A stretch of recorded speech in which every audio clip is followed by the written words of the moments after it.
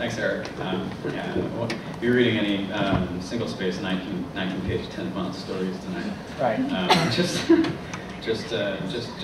one story that's not so long. And the last poem I wrote is just one line, and it's a metaphor. Anyway. This is called Deserts. Oh, and I want to say quickly, so my parents came all the way down from Toledo for this really brief reading. It was incredible. And I want them to know that the parents in this story are not based on them. Okay, seriously. So this story is called Deserts. His father said the desert was the great American landscape their family had yet to see. A jagged sandstone mountain shrank that hotel's high but wet Pueblo apartments. There were no children, just a few sunburned couples who gathered their things when Matthew's older sister opened the pool's squeaking gate and laughed loudly at a text message photo of her shirtless boyfriend. He looked at Liz squinting in the desert light, her blue top showcasing what she and her mother casually referred to as her tits, draping a white towel over a chair. Beyond her, the wide desert stretched thin and warped like a page in a fire. He felt faintly as if they had reached the end of the world. On the third day, as they were swimming by themselves, a man appeared and laced his forearms through the black fence. Iron gray hair hung to his shoulders and faded tattoos covered his coarse red, faintly freckled arms.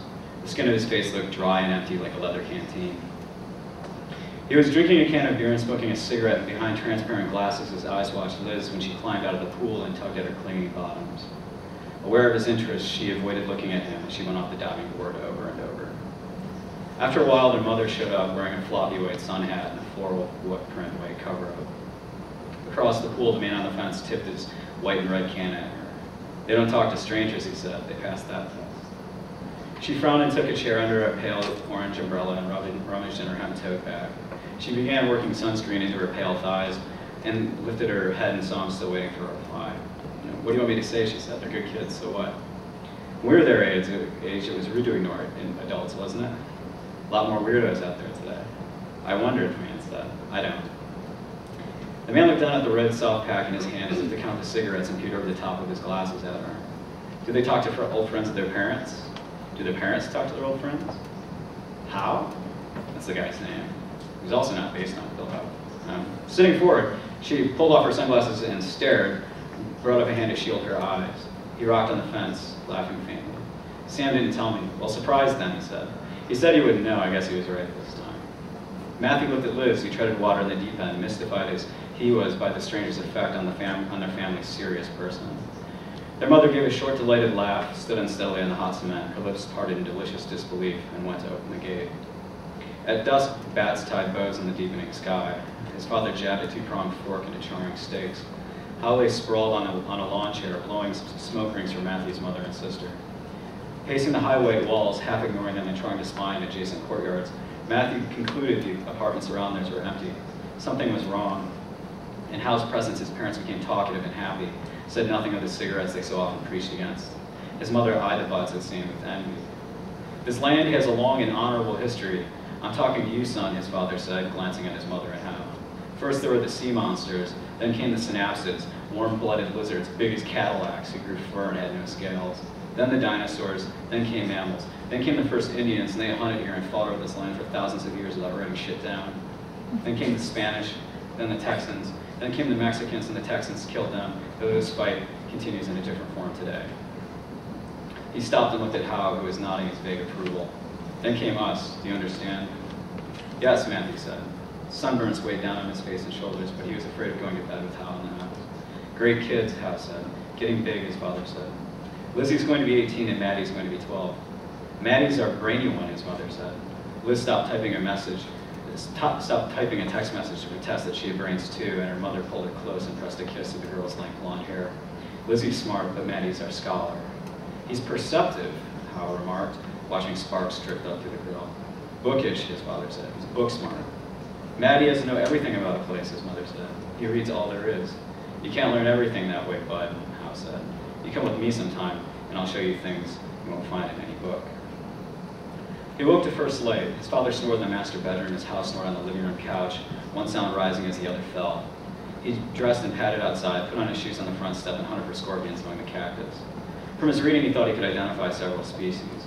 The sun was rising, burning away cold morning shadows with a heat that devastated his parents, who had come home from hiking their first day to lie in the dark with shirts on their faces. He used a long juniper branch to poke stones from their holes, wanting to keep a distance from whatever rugged life forms evolved here. He pried up a speckled oblong stone and found a small green scorpion curling its tail against its soft bluish back. It crouched in impression like a gladiator facing a bear. He knelt, scratched in the sand with a stick, and the scorpion waved its blunt stinger like a club.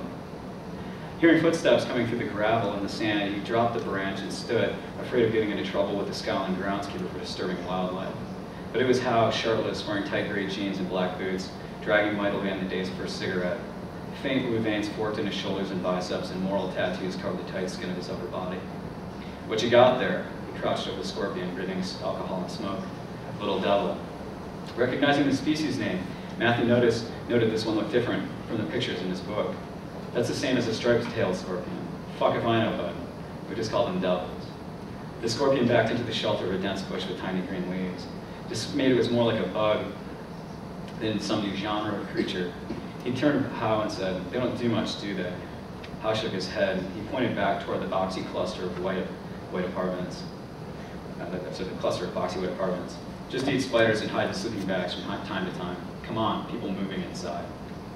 In the kitchen, his mother, wearing a long white race t-shirt that came to her mid-thighs, cast a hard, blurry look at Howe's hairy chest before opening the refrigerator. She put a cardboard carton of eggs and a half-gallon of milk on the counter. The green plastic coffee maker snorted and trickled. "You find anything, Maddie?" she said, keeping her back to them.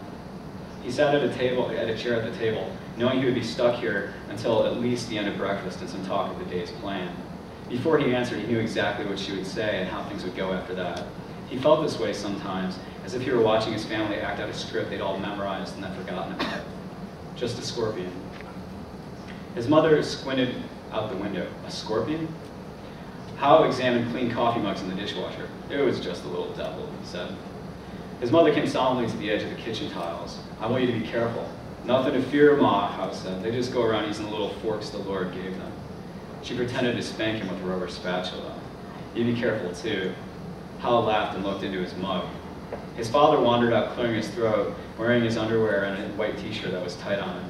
He went directly to Howe, framed the muscles in his abdomen with his hands, and gaped theatrically. "Oh my God," he said in a voice rough with sleep. "Do you get men's health?"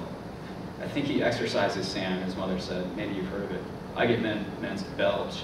He stood and burped loudly, pinching the hairy paunch jutting from under his shirt. "You could change the tire," Howe said. "I could change too." His father looked over his mother's shoulder into the skillet where eggs sizzled. "Where's the bacon?" "You don't need any bacon," she said. He put his hands on her hips and whined softly. "But you get meat whenever you want it." "You're worse than he is," she said, slapping her hands away. "Now do you remember why you can't have friends around?" Howe smirked and held out a blue mug with Levitra Vardenafil HCl printed in white letters on the side. He had been gazing at the arched hallway entrance where Liz had appeared, yawning, stretching her arms and her painted toes. She wore her pink cheerleading mini shorts and a thin cotton tank top over no bra. She bent her back, hiking the shirt over her nipples, showing her belly button. When she opened her eyes and found she had the attention of the room, she offered a smile full of sleep and sniffed loudly. "I'm hungry," she said. Hal wanted to drive them to a friend's ranch and borrow horses to ride to a canyon where they could explore Pueblo ruins. "You'll never see anything like it," he told them as they ate. "These structures are a millennium old. You can go inside and there are hidden rooms and all kinds of nooks and crannies. Not ruined by tourists," his father said. "No roads go there. No roads equals no shitheads." "Call me convinced," his father said, chewing toast. He chased the bite with a swallow of the Bloody Mary Howe had mixed.